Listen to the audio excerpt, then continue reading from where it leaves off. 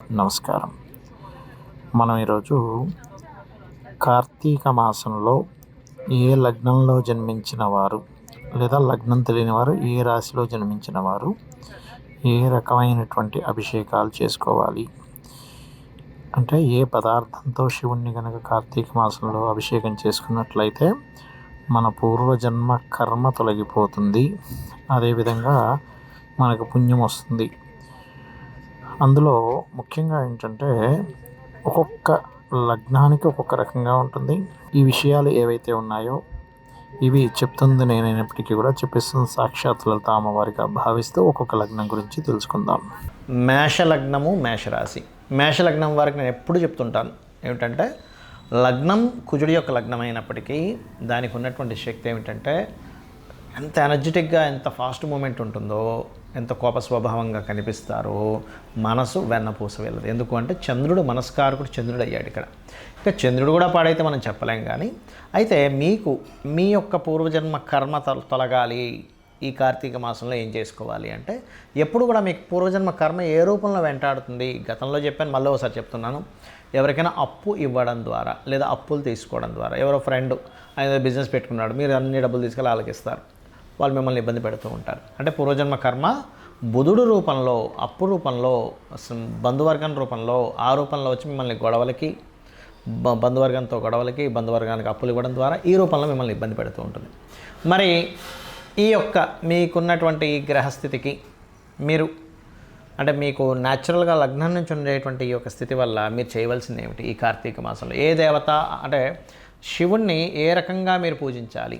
సర్వసాధారణంగా మీరు నిత్యము పూజించవలసినటువంటిది సూర్య ఆరాధన చేయాలి, శివారాధన చేసుకోవచ్చు బ్రహ్మాండంగా. అయితే ఈ కార్తీక మాసంలో మీరు పెసలను గనక మీరు ఎంత దానంగా ఇస్తే, గుర్తుపెట్టుకోండి, పెసలు దానంగా ఇవ్వడం చేయాలి. Point number 1. రెండవది, పుస్తకాలు ఎవరికైనా చూడండి, విద్యార్థులకి కొంతమందికి అనాథలు ఉంటారు, అంటే వాళ్ళకి సరిగ్గా చదువుకోవడానికి కానీ లేకపోతే పుస్తకాలు కొనుక్కోవడానికి కానీ పెన్నులు ఇవన్నీ కొనుక్కోవడానికి కానీ వాళ్ళకి సరైన ధనం లేక ఇబ్బంది పడుతూ ఉంటారు. అలాంటి వాళ్ళకి ఎవరికైనా సరే మీరు పుస్తకాలు కొనివ్వడం కానీ ఇట్లాంటివి ఇవ్వడం చేయడం ద్వారా ఈ కార్తీక మాసంలో మీకు పూర్వజన్మ కర్మ తొలగుతుంది, గుర్తుపెట్టుకోండి. అలాగే శివుణ్ణి ఎర్రటి పుష్పాలతో లేదా ఆరెంజ్ కలర్ కానీ ఎర్రటి పుష్పాలతో కానీ మీరు కనుక తెలుపు రంగు పుష్పాలు కూడా కలిపి కనుక చేసినట్లయితే, ఆరాధన చేసినట్లయితే బాగుంటుంది. అయితే ఇక్కడ మీరు ఒక విషయం తెలుసుకోవాలి. ఏమిటది అంటే, మీరు ఎప్పుడు కూడా శివాలయానికి వెళ్ళి అక్కడ విష్ణు సహస్రనామాలు కూడా చదవాలి. అప్పుడే శివునికి విష్ణువుకి భేదము చూపించకుండా మీరు చేయడం ద్వారా శివానుగ్రహము విష్ణు అనుగ్రహం కలుగుతుంది.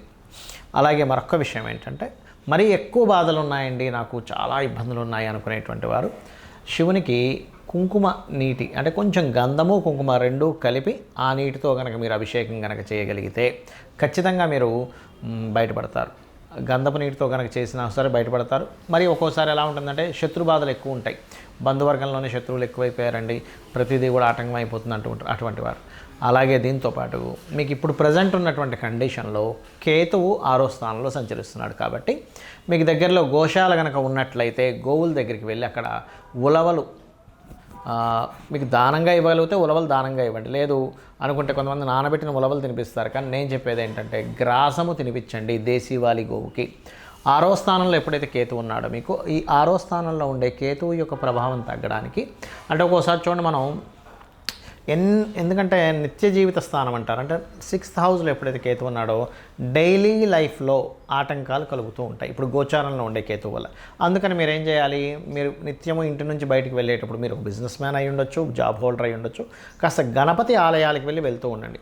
అలాగే అదే గణపతి ఆలయంలో మీకు ఏదైనా సరే నవగ్రహ టెంపుల్స్ ఉన్నట్లయితే కేతువు దగ్గర దీపారాధన చేసి గణపతి దర్శనం చేసుకొని వెళ్ళండి. అప్పుడు ఏమవుతుందంటే ఈ కార్తీక మాసంలో మీరు చేసేటువంటిది ఏదైతే నేను ఇప్పుడు చెప్పినటువంటి రెమెడీ ఏదైతే ఉందో అది చేయడం ద్వారా ఖచ్చితంగా మీకు పూర్వజన్మ కర్మ అనేటువంటిది పూర్తిగా తొలగిపోయి మీరు ప్రశాంతతను పొందుతారు. అయితే అప్పులు ఎక్కువగా ఉన్నాయండి అనుకునేటువంటి వారికి మాత్రం నేను చెప్పేది ఒకటే, ఎందుకంటే ఈ మేషం వారికి అప్పుల మూలంగా ఇబ్బంది పడతారని చెప్పాను కదా, ఓం అపర్ణాయై నమః అనే మంత్రం కూడా చేయండి, అన్ని విధాలా మీకు బాగుంటుంది.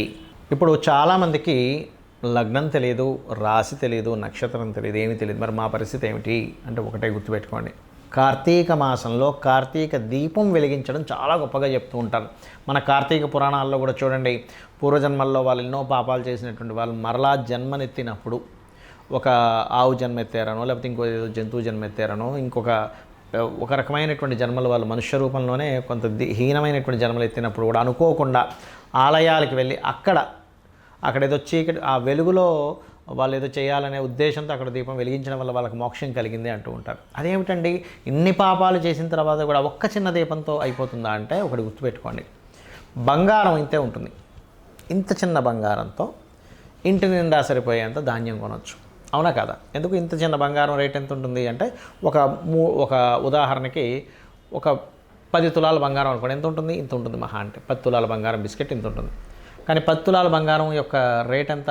7 లక్షల రూపాయలు. ఇప్పుడున్న 7-7.5 లక్షలు ఇప్పుడున్న దీంతో చూసుకుని 7-7.5 లక్షలకి ఎంత బియ్యం వస్తుంది? ఇంటి నిండా సరిపోయేంత బియ్యం బస్తాలు వస్తాయి. మరి అదేంటండి, బంగారం ఇంతే కానీ అన్ని బస్తాలు ఎలా వచ్చాయి అంటే, మీరు కార్తీక మాసంలో చేసేటువంటి శివుని యొక్క ఆరాధన చిన్నదైనప్పటికీ కూడా ఫలితం అంత వస్తుంది. ఎందుకు అంటే, ఇక్కడ కొన్ని నెలల్లో కొన్ని గ్రహస్థితులు అటువంటి అనుకూలమైనటువంటి స్థితిని ఇస్తూ ఉంటాయి, గుర్తుపెట్టుకోండి. అదేమిటంటే, అది ఎలా ఇస్తుంది అంటే ఖచ్చితంగా ఇస్తుంది. ఎలాగా? కృత్తికా నక్షత్రంతో కూడినటువంటి మాసాన్ని కార్తీక మాసము అంటారు. అంటే కృత్తికా నక్షత్రం పౌర్ణమి నాడు వస్తుంది కాబట్టి కార్తీక మాసం. ఆ రకంగా మీరు ముఖ్యంగా గుర్తుపెట్టుకోండి, మీ నక్షత్రం ఏదైనా, రాసి ఏదైనా సంబంధం లేదు, మీరు దీపారాధన మొట్టమొదటిగా మీరు అలవాటు చేసుకోండి ఈ కార్తీక మాసంలో. ఉదయం నిద్రలేచి చక్కగా 4 గంటలకు నిద్రలేచి స్నానపానాలు చేసుకొని చక్కగా మీరు పూజాది కార్యక్రమాల్లో దీపారాధన చేయండి. ఇక రెండవది ఏంటంటే, ఇక్కడ చాలామందికి సందేహం ఉంది, ఏమంటే ఏ లింగానికి చేయాలి పూజ అనేటువంటిది. శాస్త్రాల్లో, శివపురాణంలోని, వాయుపురాణాల్లోని చాలా విషయాలు చెప్పడం పడింది. ఏమిటది అంటే, మోక్షం కావాలి అనుకునేటువంటి వారు బిందులింగము అంటారు. అంటే ఒక చిన్న ఇట్లా ఒక ప్లేట్లా ఉండి దానిలో మధ్యలో చిన్న చుక్కలా ఉంటుంది. ఆ బిందులింగానికి కనుక చేస్తే కనుక ఖచ్చితంగా మోక్షం లభిస్తుంది అట. అదేవిధంగా చాలామందికి చూడండి, ఎన్నో ప్రయత్నాలు చేస్తుంటారు, డిజైర్ ఉంటుంది, నాకు అది ఫలానా కోరిక కావాలి కామ్యంతో. ఒకటి ఇక్కడ గుర్తుపెట్టుకోండి, చాలామంది ఏమంటుంటారంటే, ఏమంటే మనం కోరికతో పూజించవచ్చా? ఖచ్చితంగా చేయొచ్చు. కాకపోతే మీరు ఎలా అంటే, ఆ పరమాత్మ ఉన్నాడు, ఆ శివుడు ఉన్నాడు, ఆ విష్ణువు ఉన్నాడు అనేటువంటి భావనతో చేయండి. మనకి ఏదైనా కావాలి, తల్లిదండ్రులని అడుగుతాం కదా. ఇంట్లో చూడండి, మన చిన్నపిల్లలు ఏమంటారు, అమ్మ నాకు అది వండిపెట్టు, ఇది నాకు కావాలని తల్లిదండ్రులను ఎలా అడుగుతామో, ఒక తల్లి తండ్రి అనే భావనతో చేయండి. అమ్మవారికి చేసిన, శివుడికి చేసిన, అప్పుడే తప్పు ఉండదు. అంతేగాని అదేదో ఏటీఎం మిషన్ లాగా మాత్రం భగవంతుడిని భావించకండి. ఏటీఎం మిషన్కి మనకేమీ ఎమోషన్స్ ఉండవు, ఏదో కార్డు పెట్టామా డబ్బులు తెచ్చుకున్నామా అన్నట్టు. అలా కాకుండా ఒక తల్లిని అడిగినట్టు, ఒక పిల్లవాడికి మనం పెట్టినట్టుగా ఆ యొక్క బంధం, ఆ యొక్క రిలేషన్ అనేటువంటిది భగవంతుడికి మీకు ఉండాలి. రైట్. అయితే ఇక్కడ ఎవరికైనా కోరికలు నెరవేరాలి అంటే కనుక మనం పాదరస లింగం కానీ లేదా స్ఫటిక లింగానికి కానీ అభిషేకం చేసినట్లయితే కోరికలు నెరవేరుతాయి. అదేవిధంగా చరలింగము అంటారు. అంటే మనం ఒక బాక్సులో పెట్టుకొని లింగాన్ని తీసుకొచ్చని చెప్తుంది శాస్త్రం. అంటే అలాగే మీరు ఎక్కడికి వెళ్ళినా సరే అక్కడ అభిషేకం చేసుకోవచ్చు. మరి నేను తీసుకెళ్ళలేదండి, కానీ మర్చిపోయాను, వేరే వాళ్ళు ఎవరో తెచ్చుకున్నారు, ప్రయాణంలో చూశాను, దాని మీద అభిషేకం చేయొచ్చా? ఖచ్చితంగా చేయొచ్చు అని చెప్తుంది.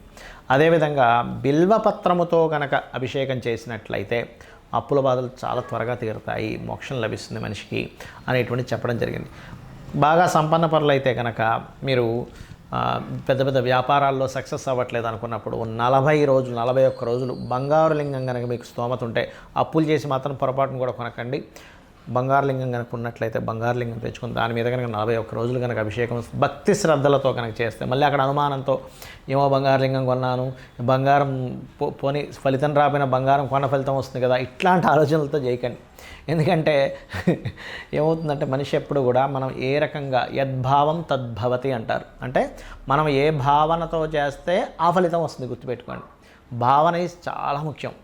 అంటే మీరు ఒకటే, నేను ఇది చేస్తున్నాను, పలానా శాస్త్రాల్లో ఉన్నాయి, పలానా వాయు పురాణంలో చెప్పడం జరిగింది, పలానా శివపురాణంలో చెప్పడం జరిగింది, అంత గొప్పది అని చెప్పి చేయాలి. అదేవిధంగా గంధముతో గనక చేస్తే పుణ్యం వస్తుందని, ఒక్క దీపారాధన వల్ల అనేకమైనటువంటి దోషాలు పోతాయని శాస్త్రం చెప్పడం జరిగింది.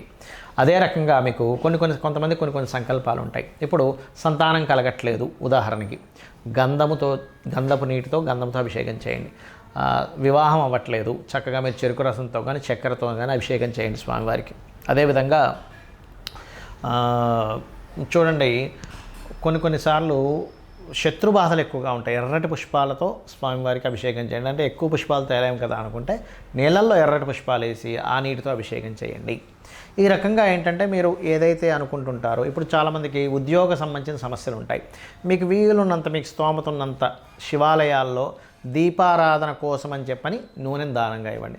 మరి కొంతమందికి ఏలనాడు శని, అర్ధాష్టమి శని, అష్టమి శని నడుస్తూ, శని మహర్దశ నడుస్తూ, శని సరైనటువంటి స్థితిలో లేకపోవడం వల్ల పనులన్నీ లేట్ అవ్వడము, ఆలస్యం అవ్వడము, రోగబారిన పడుతూ ఉంటారు. రోగాలు, ఎక్కువ హెల్త్ ఇష్యూస్ ఉంటాయి. అటువంటి వారు గనక చక్కగా మీరు శివాలయంలో కూర్చొని ఓం సర్వవ్యాధి ప్రశమని సర్వమృత్యు నివారణి అగ్రగణ్య అచింత్య రూప కలికల్మషనాశిని నమః లేదా క్రీం అచ్యుతానంత గోవింద నామస్మరణ చేసుకుంటూ వీలున్నన్ని శివాలయాల్లో నువ్వుల నూనె, స్వచ్ఛమైనటువంటి నువ్వుల నూనె తీసుకొని శివాలయాల్లో దీపారాధన కోసం అని చెప్పి ఇచ్చేసేయండి టెంపుల్లో. మీరే చూస్తారు. లేదు నేనే స్వయంగా వెలిగిస్తానండి, నేను ఎక్కువ ప్రమిదలు తీసుకెళ్ళి వెలిగిస్తానంటే చక్కగా వెలిగించవచ్చు. అయితే ఒక విషయం ఏంటంటే, మట్టి ప్రమిద ఒకసారి వాడినటువంటి మట్టి ప్రమిద మళ్ళా వాడకూడదు.